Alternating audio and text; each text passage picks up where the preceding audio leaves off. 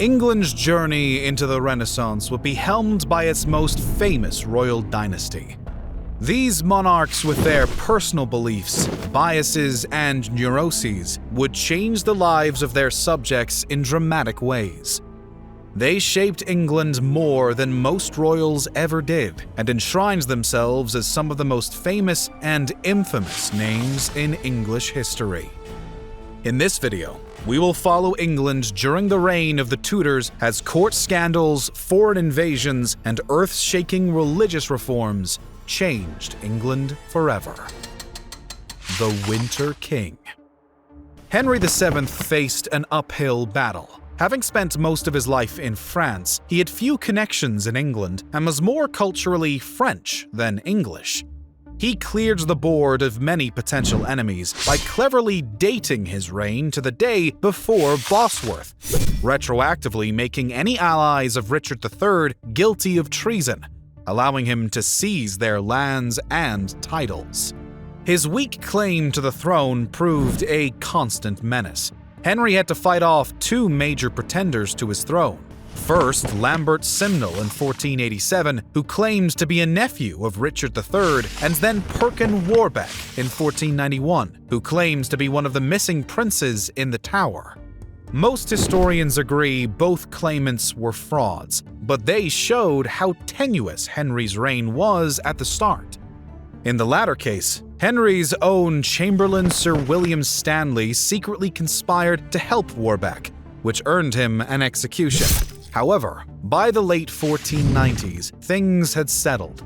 Henry had two sons to serve as heirs and secured England's foreign relations with strategic marriages. He married his eldest son Arthur to Catherine of Aragon, hoping to bind England and Spain through marriage into an anti-French alliance.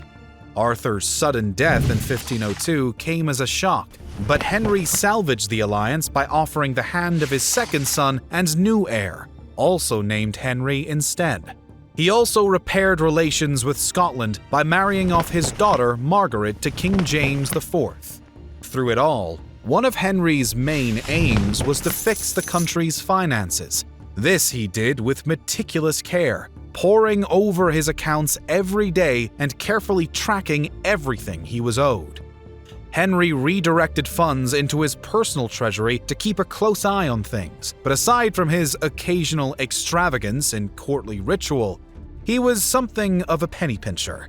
His uncompromising will to squeeze out every penny he was owed and not waste it didn't earn him love.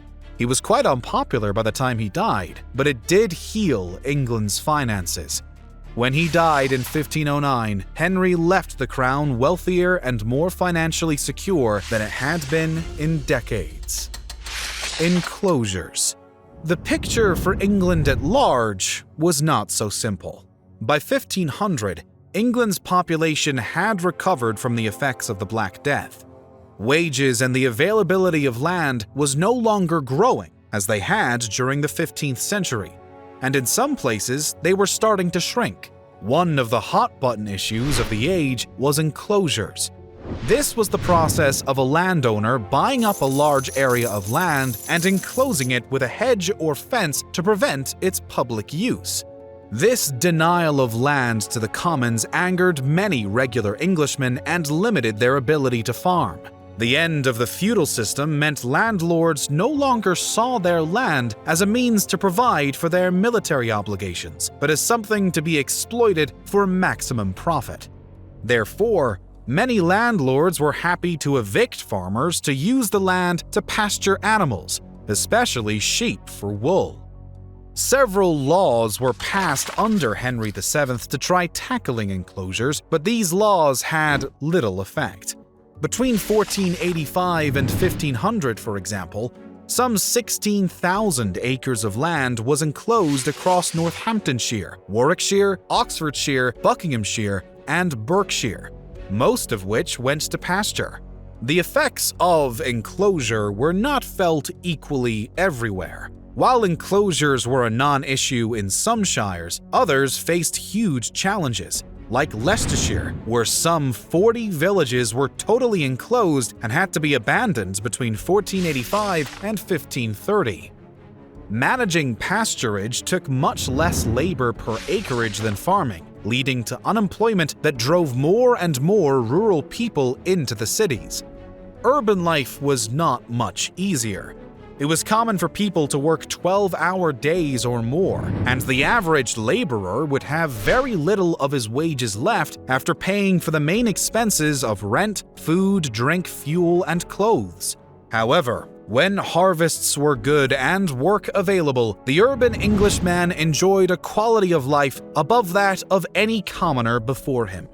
Life was still hard, but it was probably easier than it had been for any generations before him. This urbanization was a continual trend of the Tudor era. In London alone, the urban population rose from around 50,000 when Henry VII took power to 200,000 when Elizabeth died in 1603. Henry VIII. Life was changing in England, but few people could have expected the changes that began during the reign of Henry VIII. History knows Henry as a tyrannous glutton who tore apart the church to satisfy his lust for a woman to give him a son. At the start of his reign, at least, Henry was nothing like this.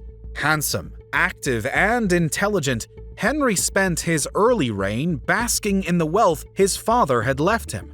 Fond of sports, music, and hunting, Henry's court was a thriving hub of Renaissance culture and royal ceremony that ranked among the finest in Europe.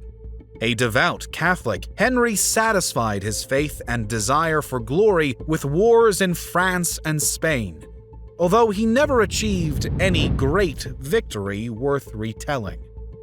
By the late 1520s, though, two serious problems had emerged.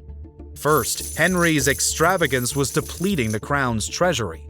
Secondly, Catherine of Aragon had failed to produce a son, and she was getting too old to bear him anymore. By now, the king's eyes had begun to wander to Anne Boleyn, who promised Henry an heir, if only he could marry her. In 1527, Henry failed to secure an annulment of his marriage to Catherine from the Pope, which left him furious. But Anne Boleyn was more than just a pretty face. She was a Protestant.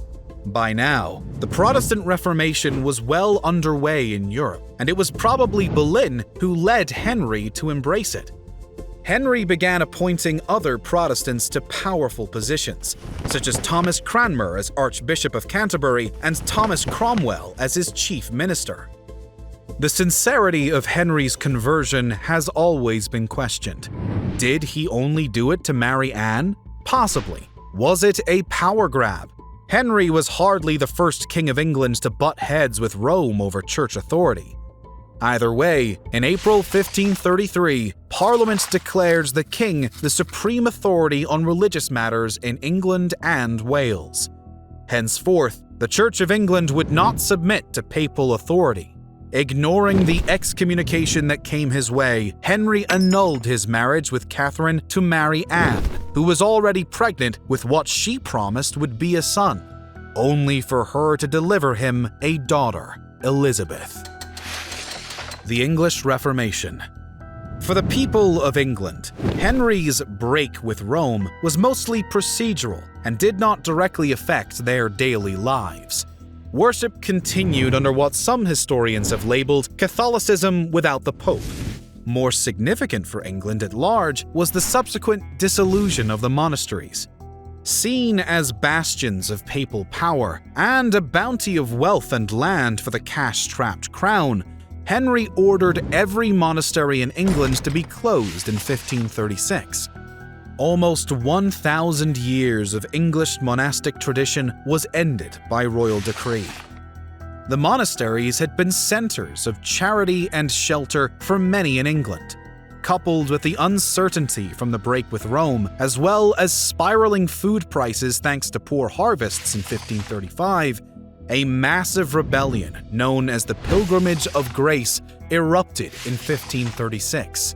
Described as the greatest internal threat ever posed to the Tudor dynasty, the pilgrimage was both a religious and economic protest against the consequences of Henry's government.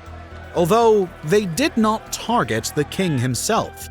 Most of their ire fell upon his chief minister, Thomas Cromwell, as a scapegoat to avoid the crime of criticizing the crown.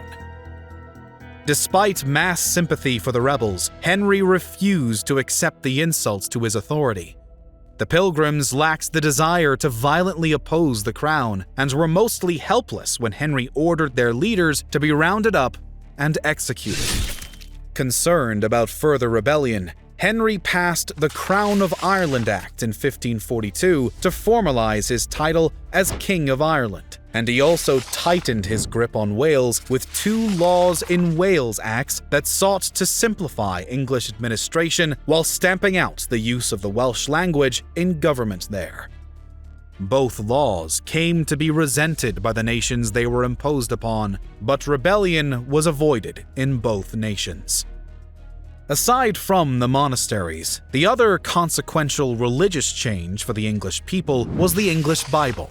English translations had existed before, but from 1539, Henry ordered a copy of the William Tyndale English translations to be placed and read aloud in every church.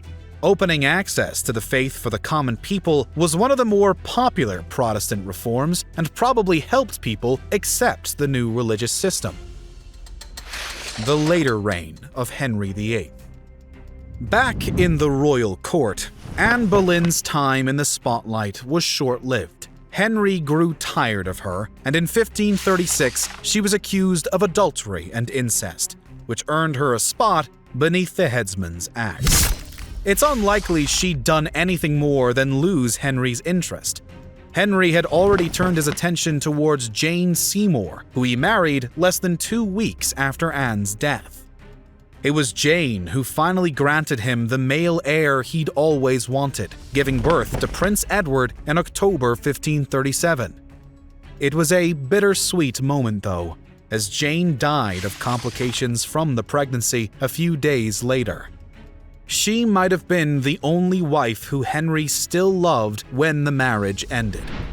He would marry 3 more times, to Anne of Cleves, who he divorced 6 months after marrying her for being too ugly, to Catherine Howard, who was beheaded less than a year later for adultery, and finally Catherine Parr, an intelligent and compassionate woman who remained married to Henry until his death in 1547. Henry knew he would die before Edward would come of age. He appointed a 16-man regency council under the leadership of Edward Seymour, the Duke of Somerset and Edward's maternal uncle, to manage the realm until then. As Lord Protector, Somerset dominated Edward's early reign. Edward was raised to be a devout Protestant, and his government was controlled by men of a similar mind. Unlike his father, Edward's reign saw aggressive Protestant reforms that reached down to the daily lives of English people. In line with Protestant beliefs, all images and relics in English churches were torn down, and England's chantries, which offered prayers to the departed, were also closed. The dissolution of the chantries also dissolved many related institutions, including schools, poorhouses, and hospitals, which had provided necessary support to the common people. The forcible introduction of a new Protestant Book of Common Prayer in 1549 proved to be a step too far. Edward's brief reign saw 2 serious rebellions. The first in Cornwall in 1549 against the Book of Common Prayer was put down with much brutality.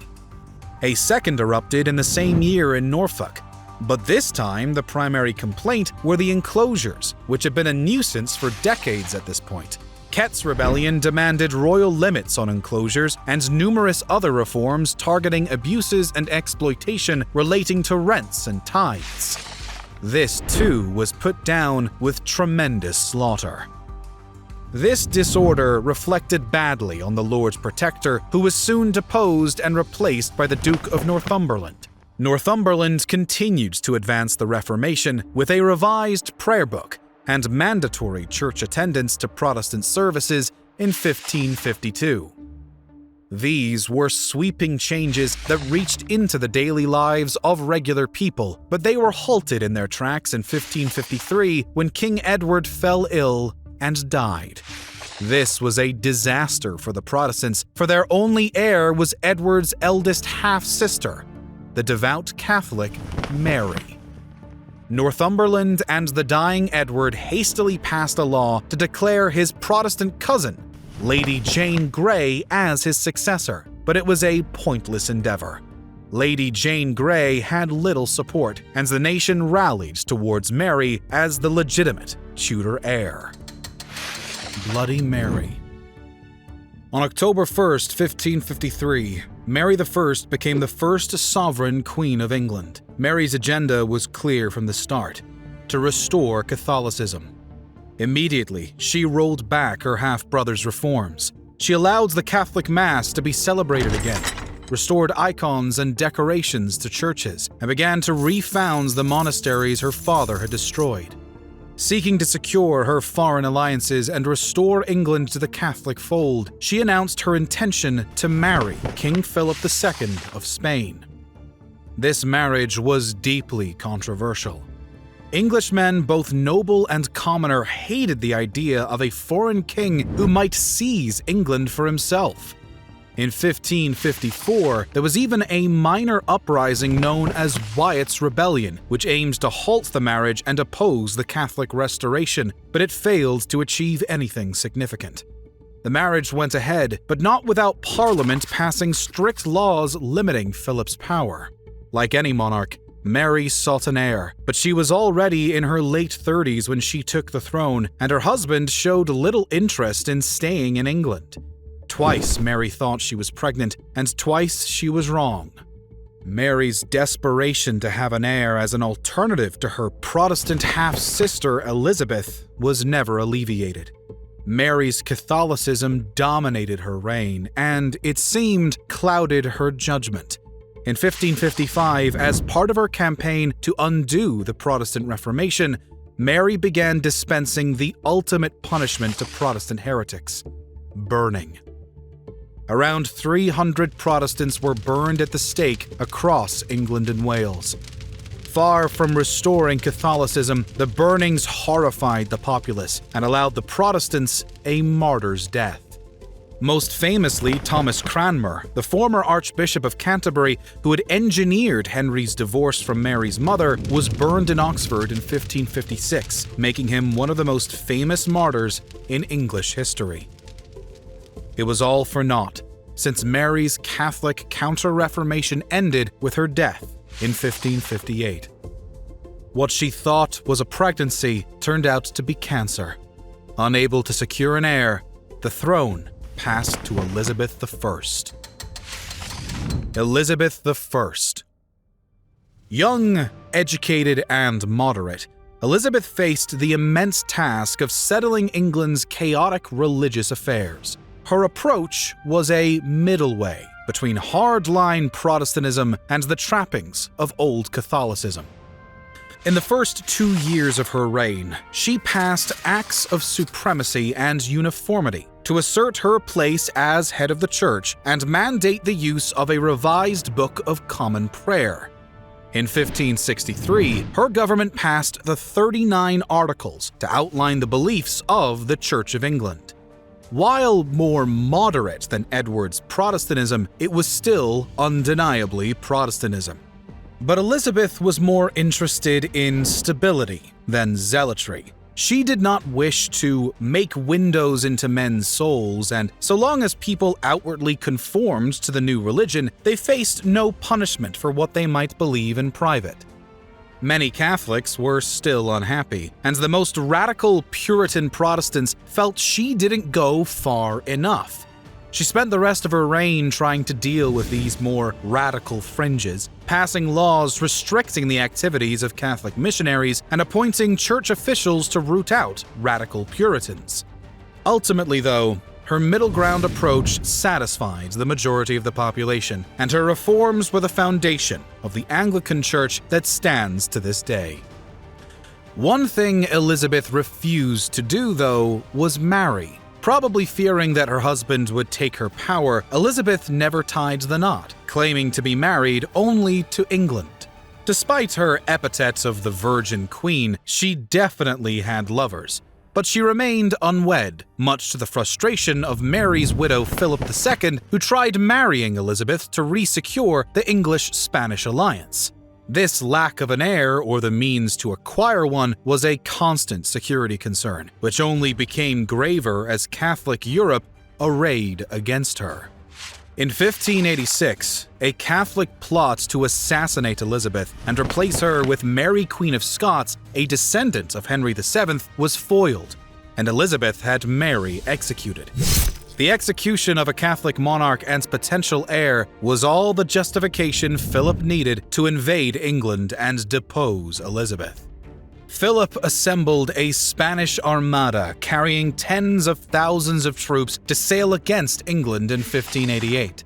With the most powerful empire in the world bearing down on her, Elizabeth's days seemed numbered.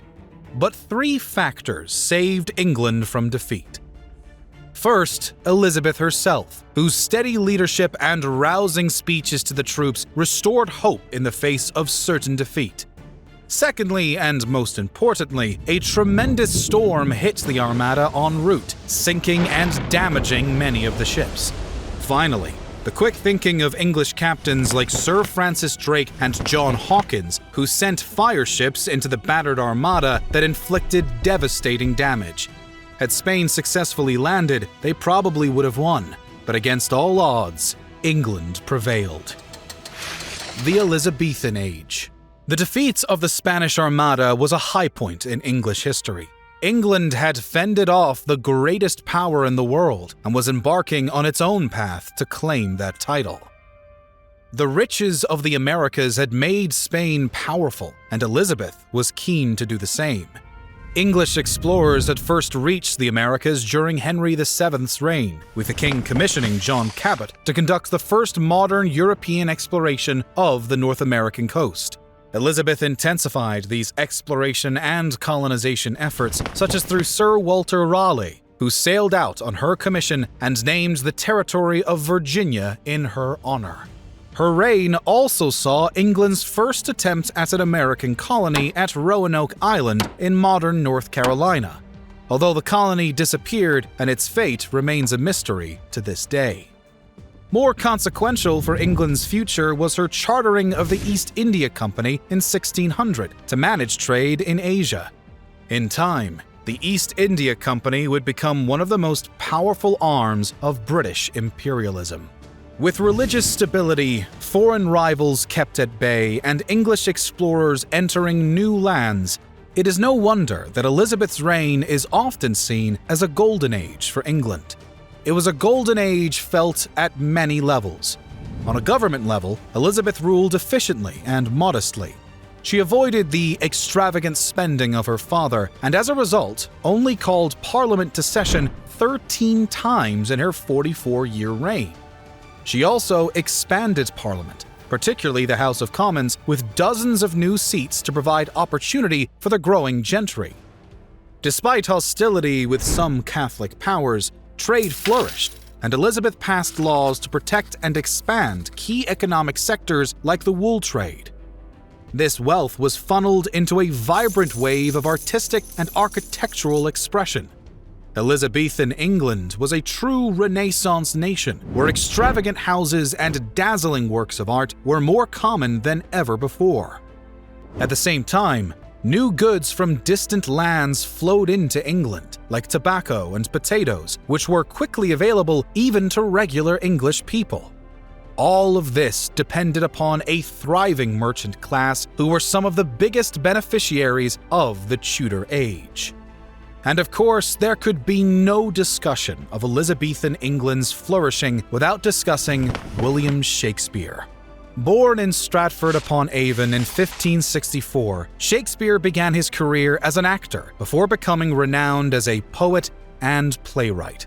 Shakespeare's extensive bibliography of plays, sonnets, and other works include many of the most famous stories in the English language: Romeo and Juliet, A Midsummer Night's Dream, Hamlet and Macbeth to name a few.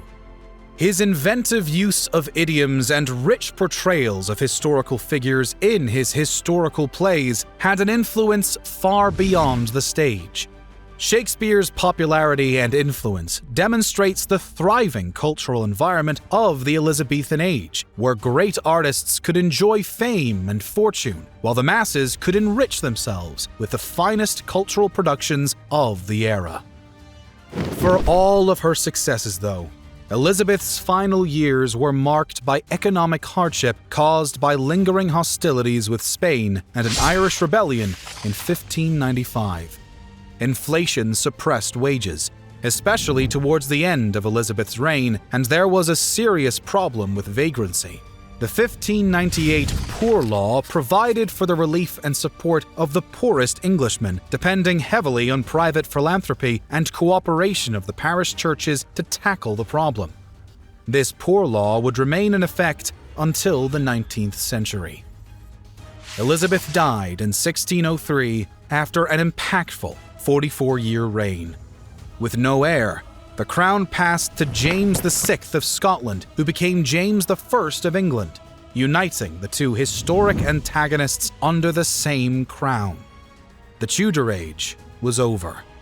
But the story of religious change, global exploration, and England's rise to true power were only just beginning.